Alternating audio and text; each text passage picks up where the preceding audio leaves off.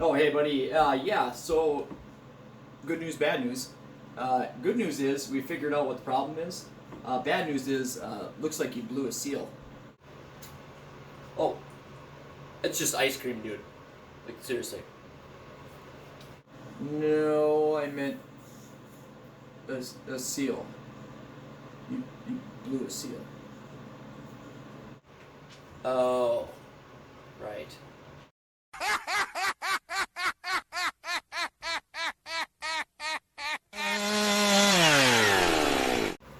Well, this is a fun little game I like to play. Every 2-3 weeks, I like to take the nitrous saw and I like to just totally tear it down to every last little nut and bolt, split the crankcase, just to make sure that I remember how all this stuff goes together. And it's been 3 weeks, so since I'm doing this, I figure quite a few people had asked before about doing the video on, instructional video on this crankcase separator, and I did it the opposite. I did it with basically tools you could get at a hardware store and a hammer and a little bit of willpower. And I figured I would do it that way because if you are buying this tool, I would think at least that you would already know how it works. But apparently a lot of people still wanted to see this. So the way that this goes on, and you can separate it two ways. You can do it without this piece right here. I don't know what we'd call this, a collar. Wrong damn one. This one right here. So you get a bunch of different, I don't know what we'll call it. We'll call it a collar, even though it's probably wrong. And it's reverse thread, and it's gonna thread onto the PTO side for where the clutch goes on.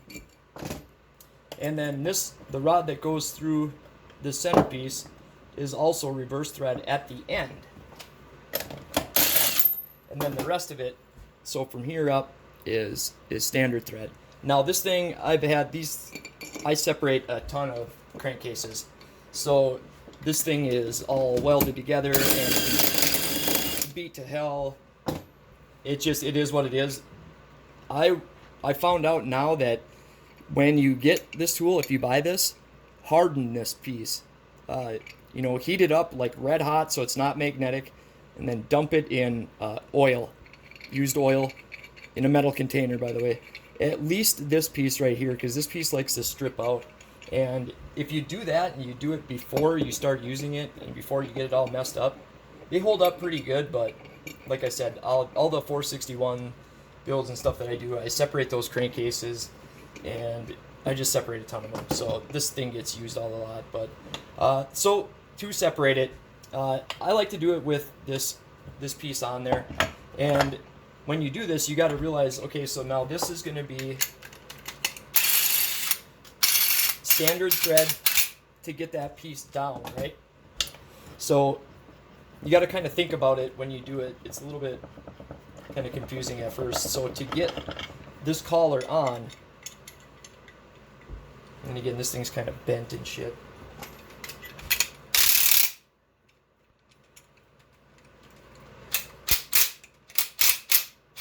So I'm backing it up. I'm going, counterclockwise to set this bottom part in. Okay. And again, if you got this tool from, steel, brand new, it's going to be way nicer than this. Mine is just beat to hell. I got to get a new one. And so now when you put it on the saw, you're going to want to put this all the way down, right? And then I'm going backwards, counterclockwise.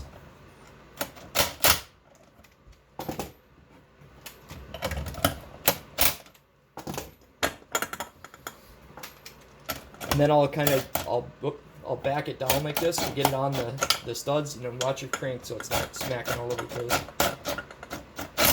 Okay.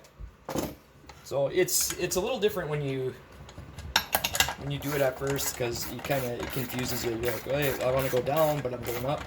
And the reason for this is so that you can pull the crankcase. So you can grab onto the crank here and you can pull and basically pull the crankcase together instead of doing it like I did in that other video where I went bolt by bolt and I tightened everything. Okay, so now that we are on, and again, it goes on to the bar studs. That's where it tightens down. Get it good and tight on the bar studs, because that's going to get you like square, you know what I mean? Okay, now that we are on the crankshaft, we're on the bar studs tight, all my bolts are out. Now you're just going to thread it to the right, clockwise. Get these a little tighter.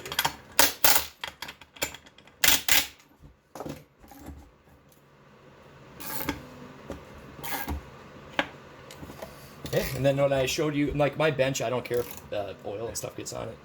But if you're going to do this like somewhere nice, you make sure you don't get, put something down or whatever. And then all these locating pins are always going to stick. Should have a punch ready.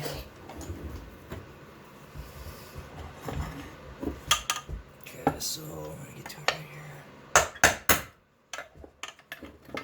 here.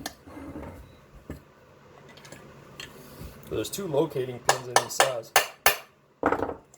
They're kind of bust them loose, otherwise you'll fight them.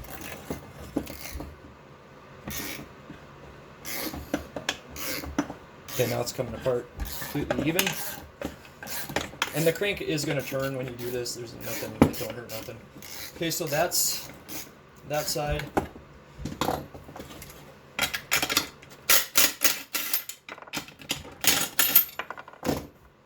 Kind of roughing through this. This is my saw. It's the nitrous saw. Freaking, I kind of did something stupid. I should say, forgot to do something. So when I built this saw initially, I knew it in my head. I'm like, I gotta pin the seals down so they can't ever blow out. And I must have got all excited and I got the saw down and all that and been running it. And I just completely, I'll admit it, I completely forgot to do it. And yeah, I went to run it a little bit and pop goes the weasel, I think they say. Okay, for the flywheel side, I know it's kind of overkill, but I want to get this done fast. So I take this is a Mac brand, basically a puller, universal.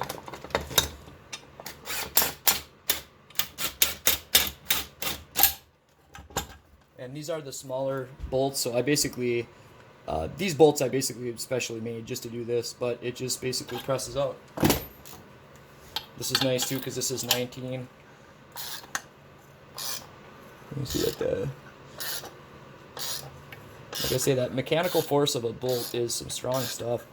And that's how easy it is. I mean, people kind of thought it was crazy that they're like, oh, you separate all those crankcases. It's not that difficult. Especially once you do a lot of them, it goes super fast.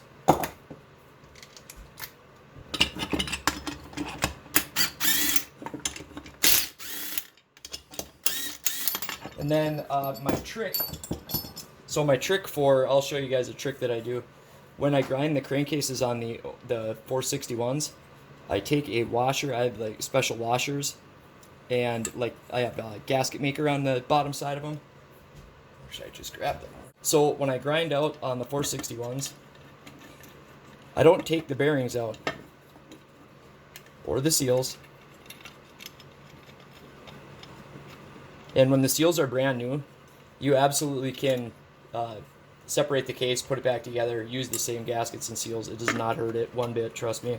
I've done a ton of them.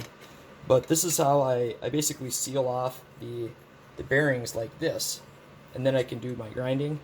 And that way you're not taking the bearings out. Because that would be a little bit ridiculous. So there you go. You can do all kinds of grinding on that. And you won't get any metal shavings in there. That's my little tip that saves quite a bit of time. And on new saws, everything goes so smooth. It is not that difficult. I don't know why people had such a weird time with that, like thought I was like lying or something. That drives me nuts. But no, it takes me probably 15 minutes to separate it, another 20 minutes to put it back together, because putting it back together is a little more difficult. I can't do it on this. I can't show you on this one. I'll have to do that on a different one because I'm stripping this down and this is gonna get powder coated and all kinds of stuff. So I'm not gonna put it back together right now, but I'll do a different video on how you put it back together. You can just use the method that I used by starting with longer bolts, your crankcase bolts, and you just basically, these 3 is really all you need, and you can just start tightening them one by one. That does work, but you can use this tool right here. Works really good to pull it back together. There's different ways. I do it a little bit different way, but I'll show you guys how I do it, and it's pretty slick. It works pretty good. So there you go. That's how I keep the bearings clean, and if you have the right setup, you know what I mean. That puller, that thing is just for that, and the tool I usually have it set up just for the 461s. So when I'm doing them, it's just boom, just grab the tool, pound the pieces out, and that's it. Well, guys, you can't win them all, so I'll just throw some clips of the saw up here and talk about what we got going on. So the saw is not shot or anything like that. Honestly, it just needs a new seal. I don't have one on hand, so I'm going to order one. But this is going to give me the chance to do the work to the crankshaft, and I think this is really going to help this thing. I should have a picture of it coming up, what I plan on doing here. And I just think, there's no handbook for this, and I'm kind of out on my own with this nitrous saw. There's really nobody I can ask for advice on this, but I consider this build a complete success. And I think the best is yet to come. So here's a picture of a crank that was done, and that's kind of what I'm going to do. Chris, here goes the stupid borders. I don't even care at this point. But I think that's going to help a lot. Also, going to make a couple changes, but I need to find a way to keep the seals where they're supposed to be. And, they said I couldn't do it. It was successful. I ran a ton of nitrous through that saw, 18 pounds to be exact.